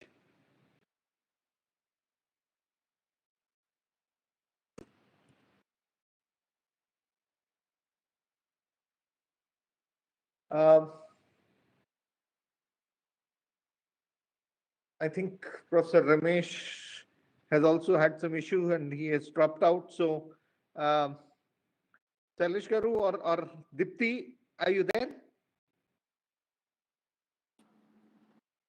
What's the question? I'm there. I don't know. Okay. They wanted to know in case they have we have some website or something where, all the details and how can they get grants to work on ideas. So probably, it's an anonymous question. So I don't have the details, but yes, of course, in case you are a woman entrepreneur, then definitely, as Deepti said, we would be able to provide you or you could send a mail to info-vhub@telangana.gov.in and get to know more about it. And in case Professor Ramesh is back, Professor Ramesh, there's a question which says, how will we be able to get some scholarships or grant to work on our ideas? Yeah, so sorry, my laptop suddenly drained of batteries. I had to reconnect it. Okay. Reconnect. So yeah, I was starting to answer that. So I mean, I don't think anybody needs funds to work on ideas. See, there'll be sufficient resources available locally. They can use that. So they can work on. They should work on a prototype before. See, when they go talk to somebody, so ideas come. I mean, at some level, I won't say ideas are easy, but ideas are not enough. Ideas are only a starting point. What you do with the ideas is more important. And so they need to work on a prototype before they reach out to any agency for support. So that's what I would say. And then once they have, I mean, they're all in JNTU. JNTU has JHub. So for all the students, JHub is a good place to go to. Task is a good place to go to. So I would say they have an idea. First, work on a prototype, a basic prototype, whatever extent possible. Work on the prototype, and then after the prototype, reach out to first places to go to would be JNTU, JHub, and Task. Yeah, thanks. One more thing which I would like to mention over here is that, of course, we are just seeing Dipti, in case Dipti comes on board. And would also like to mention over here that in case you have an idea and you want to move it to a prototype stage, Telangana government has another department which is called as T-Works, and we are coming up with one of the largest prototyping facility available in this part of the world. And you would be able to get access over there and use the T-Works facility for getting a prototype done. So from an idea, bring it to a prototype stage, and then you could approach any of these organizations. The next question is again, Dipti is probably quite favorite over here. Shruti Kaslara is asking, Dipti ma'am, me and my friends are prepared edible spoons and plates which can replace plastic plates used in hotels, functions, etc. We want to develop our idea into a startup. Can you give suggestions to support us?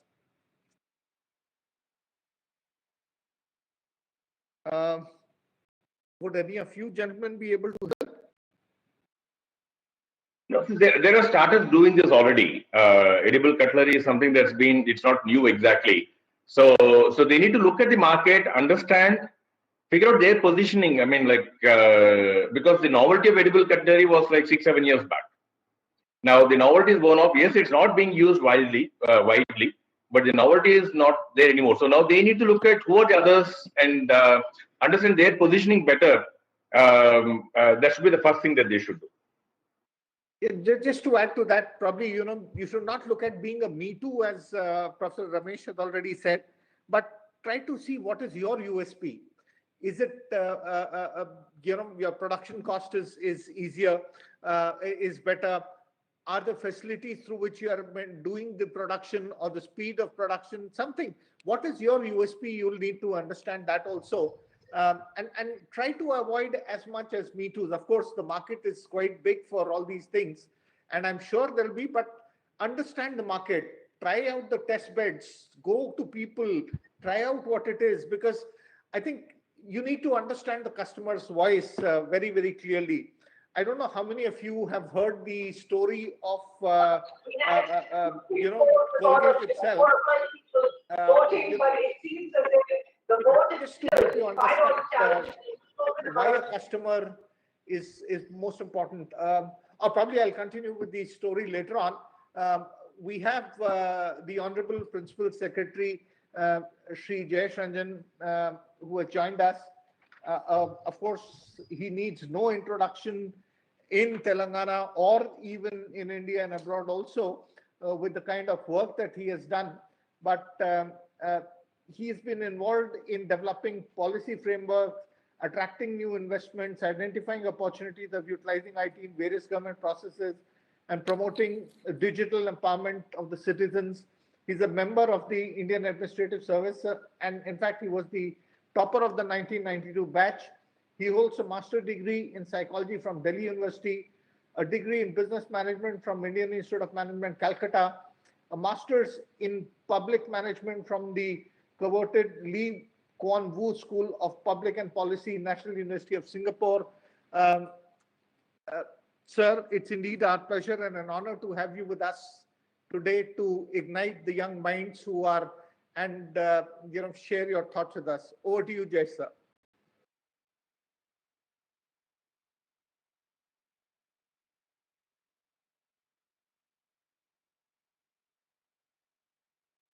Sir, you are on mute.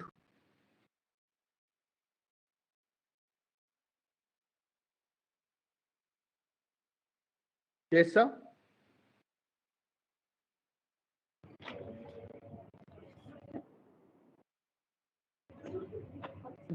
Jay, sir, if you could unmute yourself.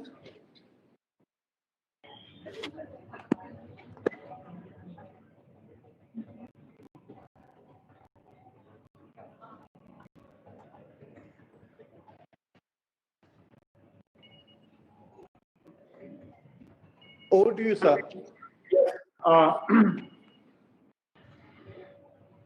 అందరికీ నా హార్దిక వందనాలు. ఈరోజు మొట్టమొదటిగా నేను task వారికి నా హార్దిక అభినందన తెలియపరుస్తున్నాను. ఎందుకంటే ఈ కెరియర్ టాక్ సిరీస్ భాగంగా ఈరోజు వాళ్ళు రూరల్ ఇన్నోవేషన్ ఆంటర్ప్రెన్యూర్షిప్ గురించి ఈ ముఖాముఖి కార్యక్రమం ఏర్పాటు చేశారు. అండ్ నాకు చాలా సంతోషంగా ఉంది. తెలంగాణలో ఉన్నటువంటి ముఖ్యమైన సంస్థలు టీ హబ్, వి హబ్, తర్వాత టీ సాట్, రిచ్ వాళ్ళ ప్రతినిధులతో కూడా మీరు అందరూ మాట్లాడారు. అదేవిధంగా ట్రిపుల్ ఐటీ ఇతర సంస్థల నుంచి కూడా ప్రతినిధులు మీతో సంభాషణం చేశారు. నేను చివరి వక్తలుగా కొన్ని కీలక విషయాలు మీ దృష్టికి తీసుకురావాలి. ముఖ్యంగా ఈ కార్యక్రమం, ఈ కెరియర్ టాక్ సిరీస్ ఈ కరోనా నేపథ్యంలో జరుగుతూ ఉంది కాబట్టి కరోనాకి సంబంధించిన కొన్ని వాస్తవికాలు కూడా మీకు తెలియపరచాలి. ఈరోజు పరిస్థితి ఎట్లా ఉంది అంటే రాబోయే రోజులో ఈ కరోనా వల్ల వచ్చిన ప్రభావం వల్ల మనకు అనేక రంగాల్లో ఆర్థికంగా దాని వల్ల చాలా ప్రభావాలు వస్తూ ఉంటాయి. కొన్ని రంగంలో ఇప్పుడే చాలా తెలిసిపోతా ఉంది. ఖచ్చితంగా ఆ రంగంలో తదుపరి సమయంలో ఈ రికవరీ మళ్ళా అభివృద్ధి చెందడం అది చాలా కష్టంగా ఉంటుంది. చాలా సంవత్సరాలు పడవచ్చు మళ్ళా వాళ్ళు ఆర్థికంగా అభివృద్ధి చెందడానికి. సో వీటన్నిటి ఫలితాలు మనకు జాబ్స్ రంగంలో కూడా కనిపిస్తాయి. భవిష్యత్తులో మీరు ఉదాహరణకి మొత్తం తెలంగాణలో సంవత్సరానికి అనుకోండి 40,000 మంది ఐటీ కంపెనీస్ లో ఉద్యోగులుగా కొత్త జాబ్స్ లో చేరుతా ఉంటే రాబోయే సంవత్సరంలో ఖచ్చితంగా 40,000 కంటే తక్కువ మంది మనకు ఈ ఐటీ కంపెనీస్ లో జాబ్స్ లోకి చేరే పరిస్థితిలో ఉంటారు. అండ్ ఖచ్చితంగా కొన్ని సంవత్సరాల తర్వాత పరిస్థితి మళ్ళా యథాతథంగా వెనక్కి రావచ్చు. బట్ కొన్ని సంవత్సరాలైనా కనీసం ఇట్లాంటి కొన్ని కష్టాలు భరించాల్సిందిగా పరిస్థితి ఉంటుంది. ఇంకొకటి ఏముంది అంటే ఒక పక్క చూస్తే అంటే ఇట్లాంటి కొన్ని దుష్ప్రమాణాలు ఉన్నట్టుగా ఒక పక్క చూస్తే, మరి ఒక పక్క కోవిడ్ వల్ల కొన్ని మంచి అవకాశాలు కూడా దొరుకుతున్నట్టుగా అందరికీ కనిపిస్తూ ఉంది. ఈ రోజు ఒక అవకాశం చాలా స్పష్టంగా ఏం కనిపిస్తూ ఉంది అంటే ఏ రంగంలో అయినా, ఏ ఆర్థిక రంగంలో అయినా, ఏ సామాజిక రంగంలో అయినా డిజిటల్ మాధ్యమం ద్వారా ఆర్థిక అభివృద్ధి చెందడానికి చాలా ప్రయత్నాలు జరుగుతుంది. చాలా కంపెనీస్ అంటే ఏ రంగంలో అయినా, వాళ్ళు ఆటోమోటివ్ కంపెనీ కావచ్చు, ఏరోస్పేస్ కంపెనీ కావచ్చు, సర్వీస్ సెక్టర్ లో ఉన్నటువంటి కంపెనీస్ కావచ్చు, ప్రతి ఒక్కరికి ఈరోజు డిజిటల్ మాధ్యమం ఉపయోగించుకుంటూ వాళ్ళ ఖర్చులు తగ్గించడం ఒక పక్క, మరి ఇంకొక పక్క మంచి రిజల్ట్స్ సంపాదించడం కూడా వాళ్ళు ఇట్లాంటి ప్రయత్నాల ద్వారా కృషి చేయగలుగుతున్నారు. సో డిజిటల్ రంగంలో రాబోయే రోజుల్లో ఇట్లాంటి మంచి అవకాశాలు ఉంటే ఆంటర్ప్రెన్యూర్షిప్ కి కూడా, ఇన్నోవేషన్ కి కూడా అదే తరహాలో మంచి అవకాశాలు వస్తూ ఉంటాయి. కొత్త కొత్త ఆలోచనలు, కొత్త ప్రయోగాలు ఈ రోజు మన రాష్ట్రంలో కూడా మీలో కొంతమంది చూసి ఉంటారు. కోవిడ్ మనకు ప్రపంచం అంతా ఉంది, కానీ భారతదేశంలో ఇతర రాష్ట్రాల కంటే తెలంగాణలో ఈ కోవిడ్ ప్రభావం కొంతవరకు కంట్రోల్ గానే ఉంది. అంటే కొన్ని ఇతర రాష్ట్రాలతో పోలిస్తూ ఉంటే కోవిడ్ లో వస్తున్న కొత్త కేసెస్ కానీ, కొత్త మరణాలు కానీ మన రాష్ట్రంలో పరిస్థితి కొంతవరకు కంట్రోల్ గానే ఉంది. ఇతర రాష్ట్రాల్లో వందలాది వేలాది సంఖ్యలో కేసెస్ వస్తూ ఉంటే ఇక్కడ అట్లాంటి పరిస్థితి చాలా కనీసం ఒక 2-3 మాసాల నుంచి అట్లా లేకుండా ఉంది. ఎందుకు అట్లా ఉంది? తెలంగాణలో ఏం విశిష్టత ఉంది? ఇతర రాష్ట్రాల్లో ఎందుకు అట్లా వాళ్ళు చేయలేకపోతా ఉన్నారు? కొంతవరకు మీరు లోతుగా వెళ్ళి ఇది స్టడీ చేస్తే కొన్ని మీకు కనిపిస్తాయి. ఒకటి ఏముంది అంటే మన రాష్ట్రంలో ఈ టెక్నాలజీ చాలా తెలివిగా వాడుకోవడం జరుగుతూ ఉంది. అంటే ఎవరికి ఇన్ఫెక్షన్ వచ్చింది వాళ్ళని గుర్తించడం, వాళ్ళని ట్రీట్మెంట్ కి పంపడం, లేకపోతే ఇంటి దగ్గరే క్వారంటైన్ లో వాళ్ళని ఉంచుకోవడం, వాళ్ళు ఎవరితో గత కొన్ని రోజుల్లో వాళ్ళు దగ్గరికి అయ్యారు వాళ్ళని దూరం చేయడం, వాళ్ళకి పరీక్ష చేయడం, డాక్టర్ ని సకాలంలో వాళ్ళ దగ్గరికి పంపడం, ఇట్లాంటి చాలా కార్యక్రమాల్లో ఈ టెక్నాలజీ వినియోగం మంచిగా జరుగుతూ ఉంది. అండ్ ఇంకొకటి మీరు వెళ్ళి తెలుసుకోగలుగుతా ఉంటే ఈ టెక్నాలజీ ఎవరు తయారు చేశారు, ఏ కంపెనీ నుంచి ఈ టెక్నాలజీ అందించుకోవడం జరిగింది, ఇట్లాంటి ప్రశ్నల గురించి కూడా మీరు అడుగుతూ ఉంటే మీకు చాలా ఒక మంచి విషయం తెలుస్తుంది. మంచి విషయం ఏముందంటే మన రాష్ట్రంలో వాడే టెక్నాలజీ చాలా మటుకు ఈ స్టార్ట్అప్ నుంచి తీసుకురావడం జరిగింది. అంటే కొత్త కొత్త ఇన్నోవేటర్స్ వాళ్ళు కూడా మీలాంటి కాలేజీలో చదివి శిక్షణ పూర్తి చేసి వాళ్ళు ఎక్కడో ఒక దగ్గర ఉద్యోగం చేసే బదులు వాళ్ళ సొంత కంపెనీ మొదలుపెట్టి చిన్న ఒక స్టార్ట్అప్ పెట్టారు అండ్ కొత్త తరహాలో ఉన్నటువంటి ఆలోచన ద్వారా ఒక ప్రోడక్ట్ ని వాళ్ళు సృష్టించుకోగలిగారు, ఆర్ ఒక సొల్యూషన్ వాళ్ళు సృష్టించుకోగలిగారు. ఆ సొల్యూషన్ ఈరోజు అందరూ ఉపయోగిస్తూ ఉన్నారు. సో కోవిడ్ సమయంలో ఇది కూడా ఒక మంచి విషయం మన అందరికీ తెలుస్తూ ఉంది. అండ్ తెలంగాణలో ప్రత్యేకత ఏముంది అంటే ఇట్లాంటి ఔత్సాహికులకి ప్రోత్సహించడానికి మంచి ఇక్కడ సంస్థలు ఉన్నాయి. ఇప్పుడే ఈ కార్యక్రమంలోనే మీరు టీ హబ్ సిఓతో మాట్లాడారు, వి హబ్ సిఓతో మాట్లాడారు, టీ సాట్ సిఓతో మాట్లాడారు, మీరు రిచ్ డైరెక్టర్ తో మాట్లాడారు. ఇంకా కొన్ని సంస్థలు కూడా ఉన్నాయి. స్టేట్ ఇన్నోవేషన్ సెల్ అనే ఒక సంస్థ ఉంది. వాళ్ళు గ్రామీణ ప్రాంతంలో ఇట్లాంటి ఒక ఇంట ఇన్నోవేటర్ అనే ఒక కార్యక్రమం వాళ్ళు చేస్తూ ఉంటారు. గ్రామీణ ప్రాంతంలో ఉన్నటువంటి సమస్యల మీద స్థానికంగా ఎవరైనా పని చేసి ఏదైనా పరిష్కారం అక్కడ అన్వేషించి ఉంటే అట్లాంటి పరిష్కారాన్ని బయటికి తీసుకురావడం, కొంత వాళ్ళకి ఆర్థికంగా సహాయ సహకారం ఇచ్చి ఆ పరిష్కారాన్ని ఒక మంచి ప్రోడక్ట్ గా మార్కెట్ లోకి తీసుకువచ్చే ప్రోడక్ట్ గా మార్చుకోవడం, ఇట్లాంటి వాళ్ళు చేస్తూ ఉన్నారు. టాస్క్ ద్వారా కూడా కాలేజెస్ లో రాబోయే రోజుల్లో ఈ ఇన్నోవేషన్ కార్యక్రమాలు, ఆంటర్‌ప్రెన్యూర్‌షిప్ సెల్స్ ఇట్లాంటి కార్యక్రమాలు ఉంటాయి. ముఖ్యంగా నేను మీ అందరికి చెప్పే విషయం ఏముంది అంటే మీలో చాలా మందికి అట్లాంటి తెలివి ఉంటుంది, చాలా మందిలో ఉత్సాహం ఉంటుంది. ఏదో నేను కూడా చేయగలుగుతాను, నేను కూడా వేరే వాళ్ళ పైన ఆధారపడకుండా ఉద్యోగాలు ఉన్నా లేకపోయినా నాకే నా కాలు అంటూ నిలబడడానికి నాకు శక్తి ఉంది, అట్లాంటి నమ్మకం కూడిన వాళ్ళు కూడా ఉన్నారు. బట్ చాలా చాలా ముఖ్యమైన విషయం ఏముంది అంటే మీలో ఎంత తెలివి ఉన్నా, ఎంత సామర్థ్యం ఉన్నా, ఎంత నమ్మకం ఉన్నా, ఎంత ఆత్మవిశ్వాసం ఉన్నా, ఒక పద్ధతిగా ఒక కార్యక్రమం ద్వారా మీరు స్టార్ట్అప్ కార్యక్రమాన్ని మీరు మొదలు పెట్టగలుగుతా ఉంటే మీకు చాలా తొందరలోనే విజయం సాధించడానికి అవకాశం ఉంటుంది. సో టీ హబ్ కానీ, స్టేట్ ఇన్నోవేషన్ సెల్ కానీ, వి హబ్ కానీ, టీ వర్క్స్ కానీ, టీ వర్క్ కూడా మన రాష్ట్రంలో ఒక చాలా అరుదైన సంస్థ అన్నమాట.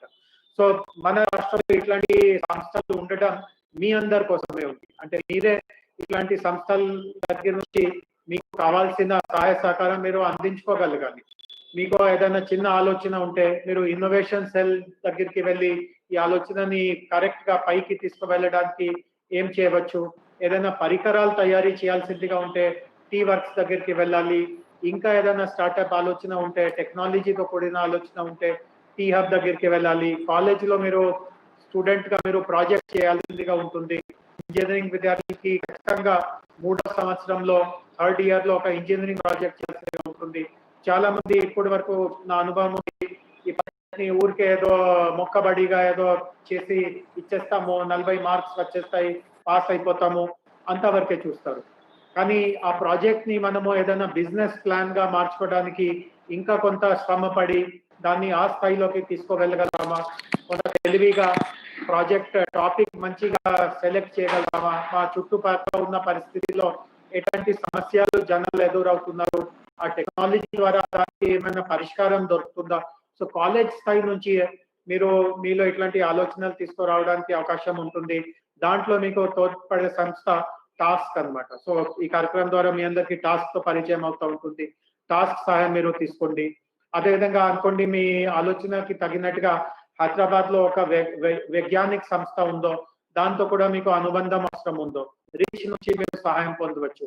సో తెలంగాణ తప్ప మన భారతదేశంలో వేరే ఎక్కడైనా అట్లాంటి సంస్థలు ఉండడం, అట్లాంటి సంస్థలు గ్రామీణ ప్రాంతంలో కాలేజ్ దశలో ఉన్నటువంటి విద్యార్థులను అందరికీ సహాయ చేయడానికి వాళ్ళు ముందుకి వస్తూ ఉండడం, ఇది ఇందాక చెప్పినట్టుగా వేరే ఎక్కడో లేదు. సో ఇది మీ అందరికి, మన అందరికి ఇది చాలా అదృష్టం అన్నమాట, తెలంగాణలో ఇట్లాంటివి ఉండడం. అండ్ దీని ద్వారా మీకు రాబోయే రోజుల్లో మంచి బెనిఫిట్ వచ్చడానికి ఒక అవకాశం కల్పించడం.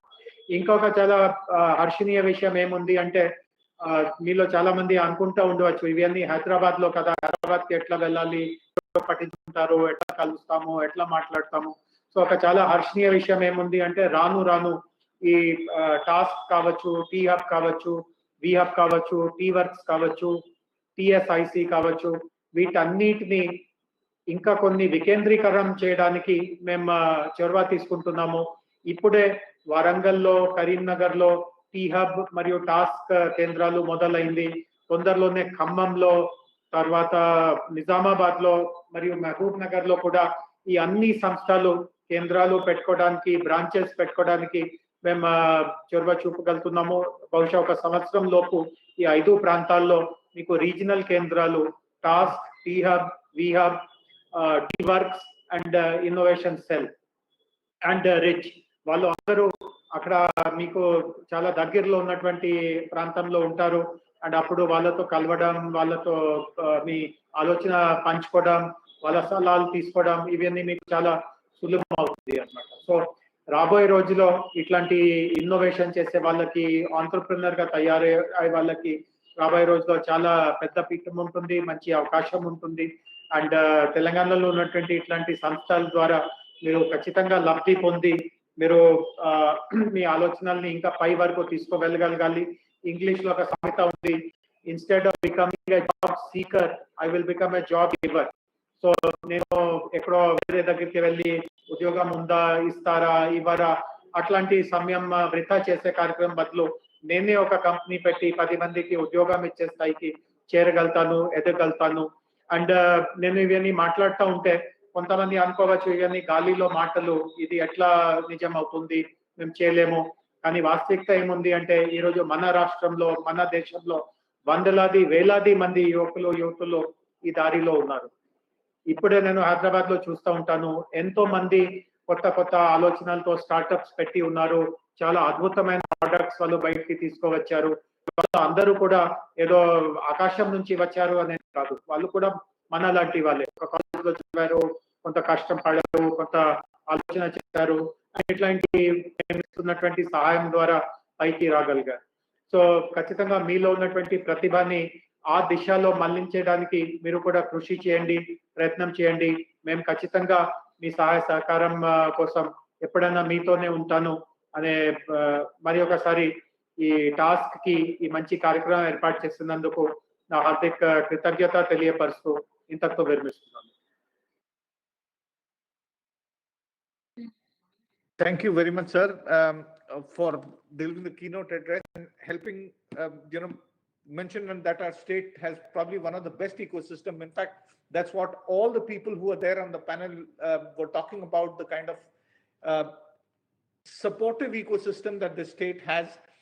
And thanks for stressing on that. Thanks to efforts and the vision of the Honorable Chief Minister and the Honorable IT Minister, I think today most of the technology, as you rightly said, in the state are thanks to you to startup. And thank you also for mentioning that students should pay attention to the projects and take it seriously and try to convert them into business ideas. And there is no better state than Telangana, where state is also encouraging and has come up with a policy for procurement from startups itself. Thank you very much, sir, for bringing out all these points and addressing our students on these topics.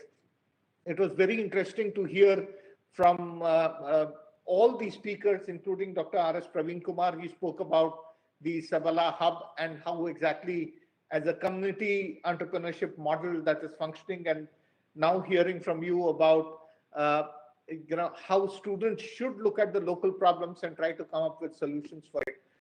Thank you very much, sir, for doing that. We would probably continue with the questions with your permission, sir. There are a couple of questions that the students have asked, and so one of the places, one of the questions which people have asked, and is there a place where I can find out what are innovations happening in our state? Yes, sir. If you could do the honors by answering this. Can you repeat it, please? I could not follow the question. Surely, sir.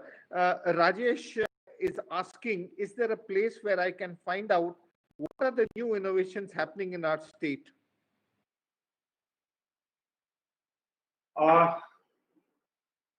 See, there is no, I guess T-Hub website will be a very good place to keep oneself aware about what are the new innovations going on. But lots of these important innovations, we ensure that they are publicized in the media here. We write about them on our Twitter pages, on our Facebook, etc.